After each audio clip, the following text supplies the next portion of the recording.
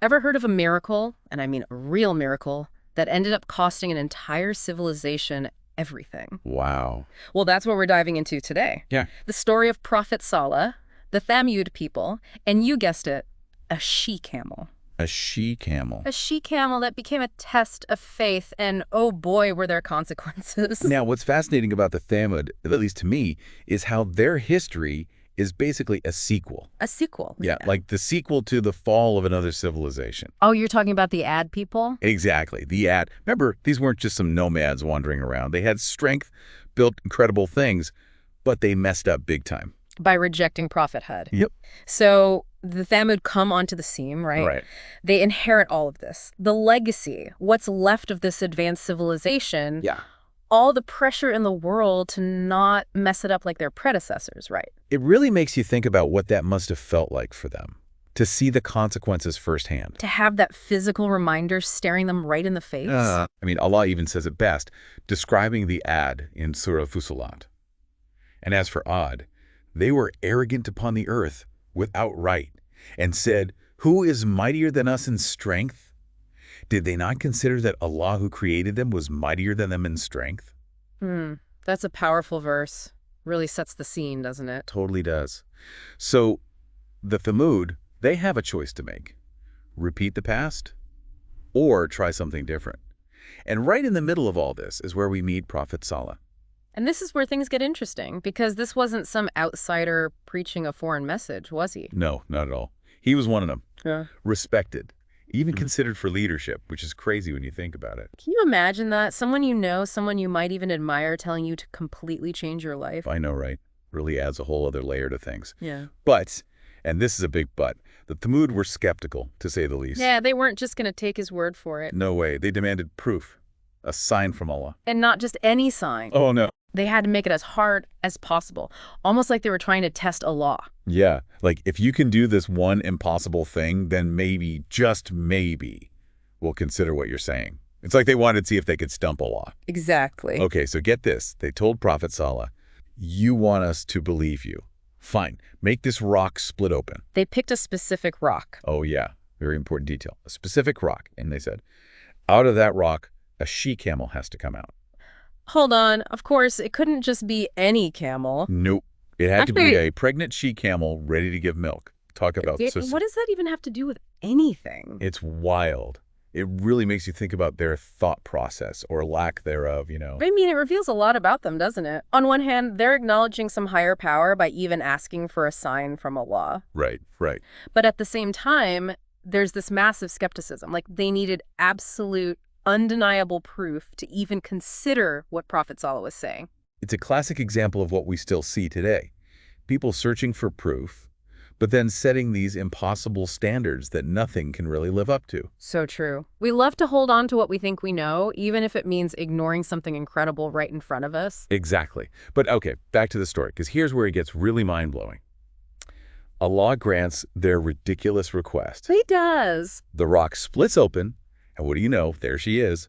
A miraculous she-camel, exactly as they demanded. Talk about a scene. It's like something straight out of a movie. You would think that would be it. Right. Seeing is believing, right? Yes, closed. Miracle witnessed. Everyone believes in Prophet Saleh now. And yet, it wasn't that simple at all. Of course not. Humans are involved. Always the wild card. The Quran even mentions this in Surah Al-Araf, saying the she-camel was this undeniable sign, yet so many still refuse to believe. It just goes to show, sometimes even a miracle isn't enough if your heart's not open to it. So what was it then? Why weren't they convinced? Some scholars say the she-camel was more than just a spectacle. It was a test in and of itself. How so? Think about it. Here's this miraculous creature suddenly part of their lives.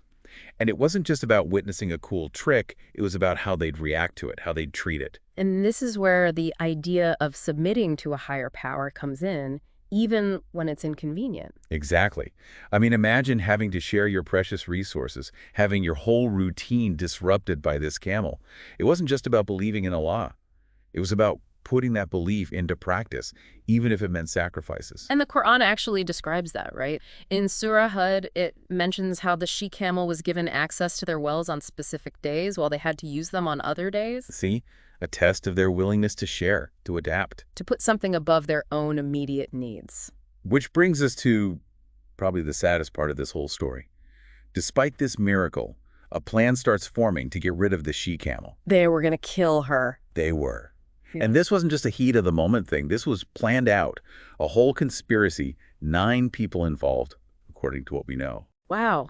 9 people. Yeah. That's calculated. It really shows how far they had strayed, how the resentment towards Prophet Saleh and his message festered into this awful plan. And even after all that, after the miracle, they let those negative feelings dictate their actions. And Prophet Saleh, he tried to stop them. Oh, he pleaded with them. Don't harm the camel. She's a sign from Allah. There will be consequences. But, their minds were already made up. It's heartbreaking, isn't it? When we let those negative emotions, that pride and stubbornness, lead us down a path of destruction. It is. And the consequences for the Thamud, they were severe, like really severe. The Quran describes it in Surah Hud. So the earthquake seized them and they were left within their home fallen prone. An earthquake. Yeah. It's like their entire civilization, everything they built, everything they thought they knew just got shaken to its core. And I'm assuming this wasn't one of those little tremors either. Oh, no. We're talking total devastation, structures crumbling, people losing everything. A true example of Allah's power and the consequences of straying too far. It's a stark reminder, isn't it? That all the material things, the power, the arrogance, it can disappear in an instant. Just like that. Yeah. But there's a glimmer of hope in all of this, because according to Islamic tradition, Prophet Saleh, along with those who stayed true to his message, they were spared. It's a reminder that even in the darkest of times, faith, true faith, can be a source of protection and guidance. Exactly. It's a powerful lesson, really. One that we can all apply to our own lives, even today. That's what's amazing about these stories, right? They might be ancient, but the lessons are timeless. We might not have she-camels popping out of rocks. Although that would be pretty cool. You would be something.